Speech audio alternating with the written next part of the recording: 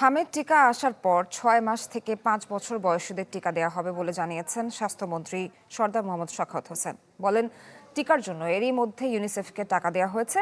এপ্রিলের প্রথম সপ্তাহ থেকেই টিকা পাওয়া যাবে বলে আশা তার। নগদ নিয়ে এলো হার না মানা হার অফার। সর্বনিম্ন ১০,০০০ টাকা রেমিটেন্স নগদে পাঠালে থাকছে স্বর্ণের হার জেতার সুযোগ। আনার জন্য ৬০৪ কোটি টাকা বরাদ্দ করেছি। মিনিস্ট্রি অফ ফিনান্স কমিটিতে সেটা পাস হয়েছে। দ্রুত গতিতে ইনশাল্লাহ আমরা ভ্যাকসিন আনবো। আমরা ইউনিসেফকে পেমেন্ট করে ফেলেছি, টাকাটা ইউনিসেফের কাছে আছে। এখন পারচেজ কমিটির মিনিস্টার পেয়ে গেলে আমরা তাদেরকে শুধু অর্ডারটা দিব এবং আমাদের টিকা চলে আসবে ইনশাআল্লাহ। Plans for a new 5-year commitment from the United States focused on global health security, infectious diseases such as drug-resistant tuberculosis, polio, other